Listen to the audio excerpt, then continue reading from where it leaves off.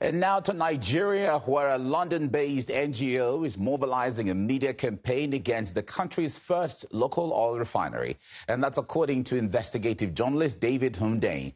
He said that the NGO, Dialogue Earth, tried to bribe him to write an article discrediting the facility. Now, let's now cross live to that journalist, David Hundeyin. David, it's good to have you. Join me now. An NGO called Dialogue Earth offered you $500 to write a smear piece against the Dangote refinery. Can you tell us more about this? It's not uncommon for a journalist like myself in the international space to be contacted by different actors wanting to commission a piece for one reason or the other. The reason this one took my attention was that this was coming off the backdrop of a very high-profile series of news incidents regarding Dangote refinery, and this NGO that reached out, in the way they reached out to me, kind of made it implicit that they didn't really want this to become public, that they're reaching out to me, but that am I open to doing something? And it just struck me as a weird way of of trying to commission a piece, that am I open to this? Because if you're not doing anything shady, you would simply just come and say, hey, I'm so and so from this organization, we want to commission a piece for blah blah blah, are you available? Right. So I said, yeah, sure, I'm open. Send the brief. And they sent the brief, and I instantly understood why the manner of reaching out to me was so shady, because the screenshots from the brief, which I'm sure you've shared with the audience, which I shared earlier this morning, show very clearly that the purpose of this brief was essentially to write a smear piece against what, to all intents and purposes, is going to be a very important piece of economic infrastructure, not just for Nigeria, but for the entire West African coast. Bear in mind that this is a group of about 15 countries which have very little local refining capacity and are almost entirely dependent for their local fuel needs on the output of European refiners. And as a result of that dependence, as I'm sure you remember from the famous Trafigura incident in 2006 in Cote d'Ivoire, European refiners have for a long time been able to get away literally with murder. They've been able to blend toxic waste. They've been able to blend extremely high sulfur fuel content into these cargoes headed for West Africa, because, you know, who's going to do anything? It's just Africa, right? This is a refinery that is not only going to change that dynamic by making West Africa less import dependent, but that potentially is also going to disrupt the European refining industry, because I don't know if you're aware, Dangote refinery is by far the biggest refinery in that that region of the world, the Europe, Middle East, and Africa region. It's more than double the size of the next biggest one. So clearly, some people are not going to be happy about that.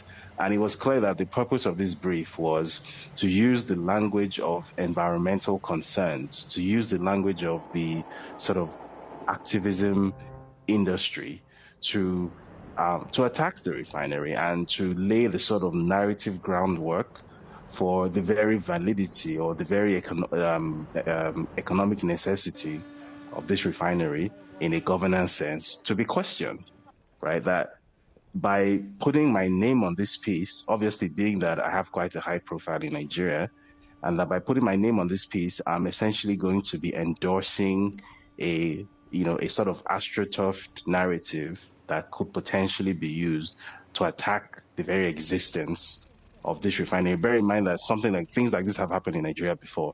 For those who may not be aware, Nigeria has or had at one time the world's largest steel mill. It's almost impossible to industrialize without producing steel, right?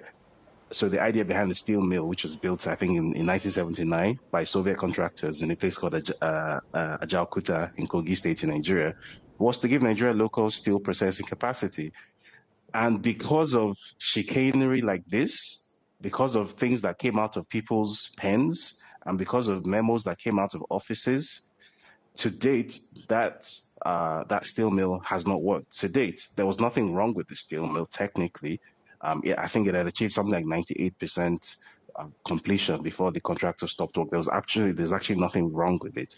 It was purely political the reason why that stalemate didn't get to work. And I could see that something similar potentially is being set up with this refinery here. This is a refinery that, putting aside whatever concerns that I personally have had about the business practices of the individual or the company behind it, objectively speaking, this is a very important piece of national economic infrastructure.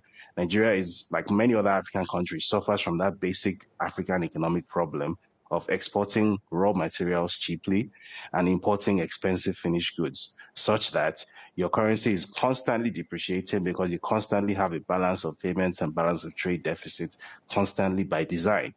This refinery is a piece of economic infrastructure that promises to reverse that trend, bearing in mind that Nigeria's largest single foreign expense is import of fuel, right? So it makes sense for Dangote refinery from a Nigerian economic point of view to work.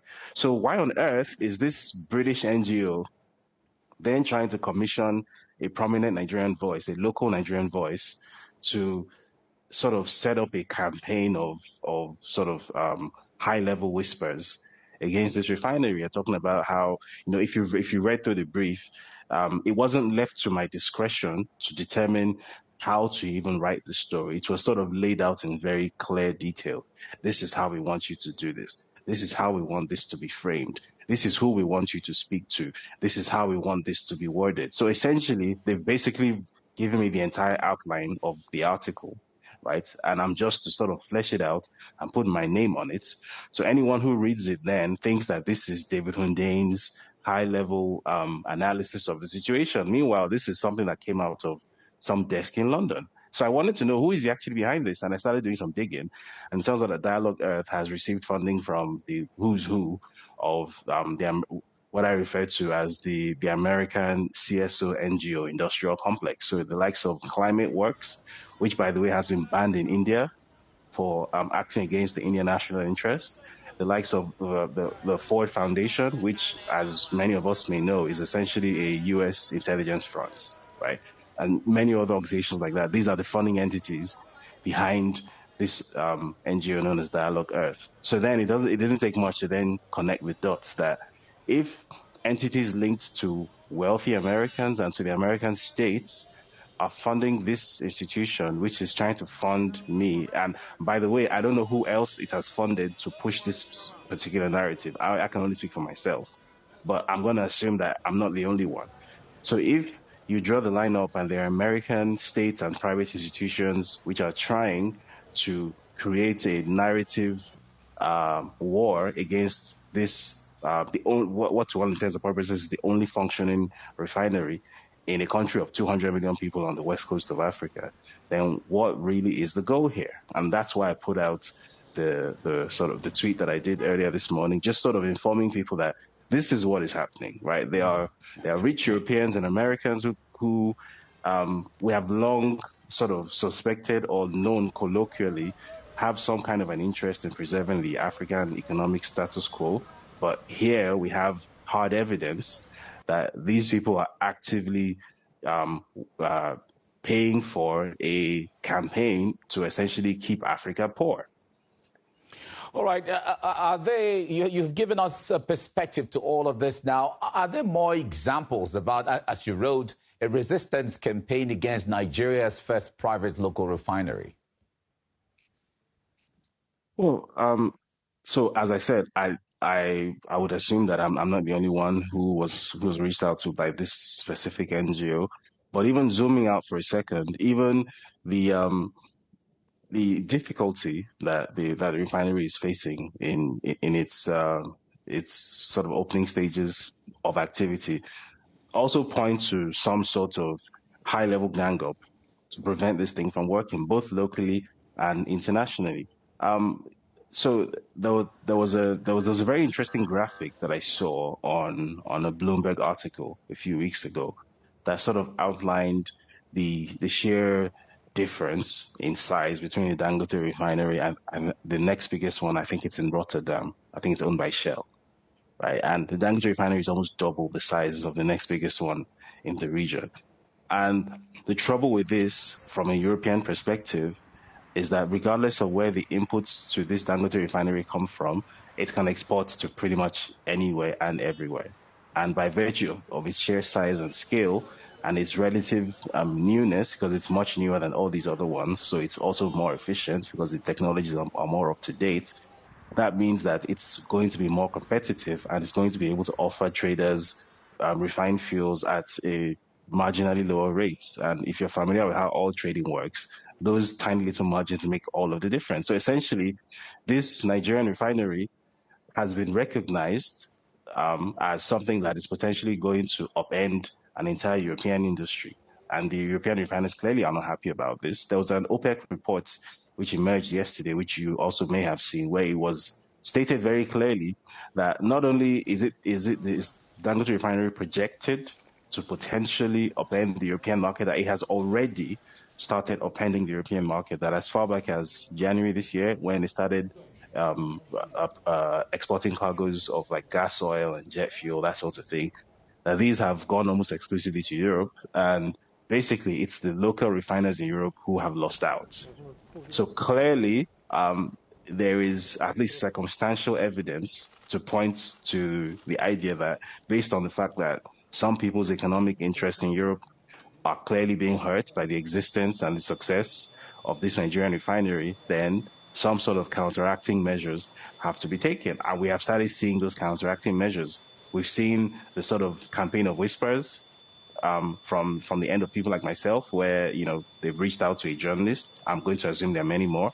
On the local front in Nigeria, we've seen all of a sudden the drama surrounding crude oil supply to Dangote refinery, where all of a sudden the authorities in Nigeria, who, as you may or may not know, are very, very much US aligned, some will go as far as to describe them as a US puppet administration, all of a sudden have made this huge song and dance about, you know, whether it's possible to actually supply Dangote refinery with feedstock or not. Bear in mind that Nigeria is Africa's largest oil producer. At one point, I think it was the world's 8th largest oil producer, and somehow, with a daily stated official daily production of anything from 1.1 to 1.8 million barrels per day, somehow cannot supply 650,000 barrels per day feedstock required by this refinery to function, right? And instead, we've had the local regulators come out and make very incendiary comments directly attacking the refinery. We've seen the head of a local regulator in Nigeria come out a few weeks ago and make comments, public comments, in front of, you know, TV cameras and microphones, to the effect of the sulfur content in the diesel put out by Dangote refinery is higher than regulatory limits, and that Dangote refinery is trying to monopolize the country's energy sector, which, whether that is true or not, it is incredible that a local regulator would come out and make such a comment about a local business, especially in a space where it's competing against, you know, very well-heeled, very old international oil companies. So that just shows the extent to which there are several entrenched interests, both locally and internationally, which are aligned, which seem to believe that it's not in their interest for this refinery to actually function. All right. Since you put out this information, what has been the reaction from your colleagues or even the general public, since now they're aware how they approached you and the details behind what you were originally commissioned to do? Well, so the reaction has been overwhelmingly positive, thankfully. A few of my colleagues in the media space have actually reached out to tell me that they're proud of me for actually turning this down. And they've made comments to the effect of similar offers, not necessarily from this particular NGO or for this particular purpose, but similar offers geared toward similar outcomes of essentially acting against Nigeria's economic interests, have been made to them in the past, or have been made to people they know in the past. And it's not everyone that had this sort of big picture thinking to turn it down. Because bear in mind that the basic issue here is not necessarily about money or not money. The basic issue is that most people don't even understand that there are huge geopolitical interests and that there's a huge geopolitical chess game going on in the world. Most people in these parts are sort of very focused on like their day-to-day career, the day-to-day survival, and any sort of opportunity to build some pipeline of work or some credibility or some relationship with an international funding entity, they'll jump on it, right? Without thinking about the potential ramifications of what it is that they're doing. So these colleagues have said that they're proud that at least I was able to see what was being done. A few people I know within the NGO CSO space have also reached out to sort of nudge wink that, well, yeah, we know that these things happen, and we know that we operate in the same space, and we're not necessarily able to be as bold and forthright as you are, because obviously you don't work in this space, and you don't earn a living from this space, but we respect the fact that you're doing it. We respect the fact that someone actually believes in the future of Africa enough to actually be able to not just turn it down, but to, more importantly, to go public with it. Because the hope is that by going public, that when the Nigerian audience eventually sees this campaign sort of go into overdrive against the refinery, because I'm very sure that it's not going to end with me. And as I said, I'm sure I wasn't the only one that was reached out to. But when Nigerians see more people coming up with these narratives, Nigerians will understand where this narrative is coming from, understand that it's not an organic narrative, understand that it's a sponsored one, and it's a sponsored one from outside the continent. It's a sponsored narrative by Western interests that categorically do not want Africa to change, really, that want Africa exactly where it is. All right. Thank you so much, David Hundeyin, investigative journalist. Thank you for what you do, and thank you for your insight here. Thank you for having me.